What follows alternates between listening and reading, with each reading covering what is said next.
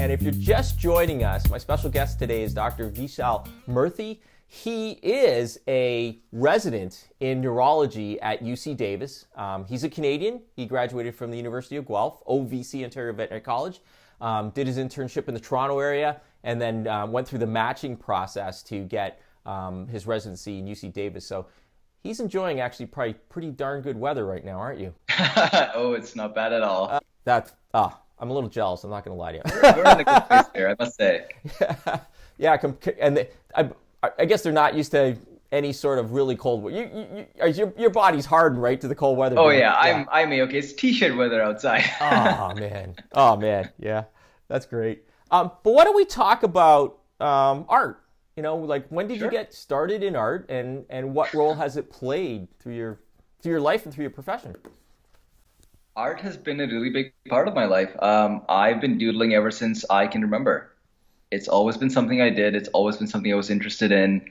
I've always been, like any kid, I grew up watching cartoons, right? And I think more so than most kids, I was really interested in how they were made and really getting into the nitty-gritty of, animation and even like editorial cartoons to, things like Calvin and Hobbes and all of those kind of comic strips. And so it's something I was always very much into. And I think, as I mentioned before, at one point in time, I was almost leaning toward going down that path myself as a career. And then, I think it's great that I found veterinary medicine, and this has definitely been my calling. But I've always been able to keep art on the side as a hobby, and partly as a part-time career you could call.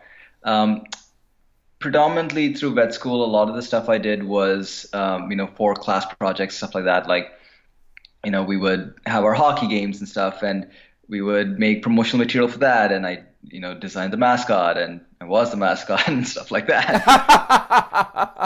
Oh yeah. Oh, okay, I gotta ask you, what was the mascot? We were the Scarlet Stags. Scarlet Stag. Okay, yeah. There's pictures of me with a giant deer costume on. Awesome. So yeah, we did a lot of that kind of stuff. So growing up, what was your favorite cartoon?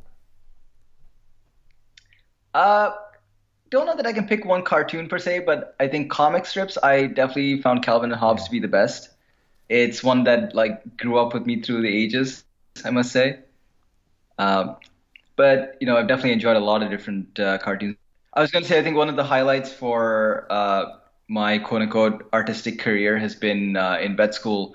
I actually got to help design I guess like a iPad game or like an app that the school is actually designing to help teach kids how to take care of pets. And, my role in that was very much drawing frame by frame different animations of the dogs and all the backgrounds and all that kind of stuff, and really kind of getting to be a part of building that from the ground up. I think the project ended up getting sold to a different company. It didn't really get off the floor very much, but still a great experience. Still allowed me to actually make a bit of money on the side too, which is sweet. Yeah. And so did you start your own company? Yeah, I started a little company called Cartoonist Studios. So definitely did a lot of stuff with that. I also kind of freelanced a little bit for medical illustration kind of gigs too. So did a bit of work like that. And in my internship, I actually was a editorial cartoonist for the Toronto Academy of Veterinary Medicine. They would have their kind of bi-monthly newsletter that would come out, and I had to have little editorial cartoons in there making fun of different things. Oh, that's great. Hey, do you have any, can you send me some? Absolutely. Yeah, after this interview, send me some, because I want to post them on our Facebook page. We'll put some examples of what you did. Sure. Yeah, it doesn't have to.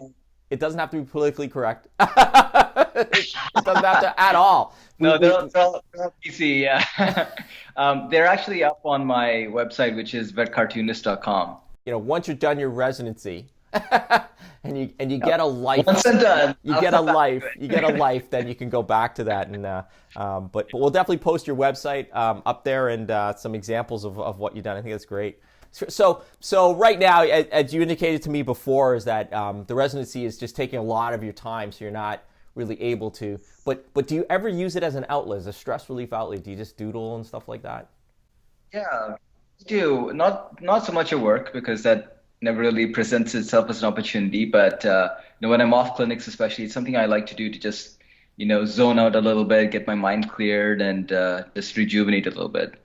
You ever, when you're explaining something to a client, do you ever go in and like draw in more detail, draw a cartoon All thing? the time, all the time. Everybody presents stuff to clients in a different way. My way is very much, I have a little whiteboard in my room, in my exam room when I go in. So the first thing I do is I draw the nervous system and I explain to them everything on the board. And I find that people actually like that. It makes more sense to them. Do me a favor when you do that, just take a quick photo and send it to me because I'd love to see that Sure. process as well. Yeah, no, that's great. It's Yeah. I think yeah, stuff like that. It's like yeah, when I draw, it's like stick figures and things like that. But no, that's phenomenal. That's awesome. So it helped fund a little bit of your vet school. It's definitely a stress relief for you, and it's something that, as Yes. you said, it permeates your life, and it's always going to be with you. Well, I definitely hope that after the residency or when you get the opportunity that you continue this business. And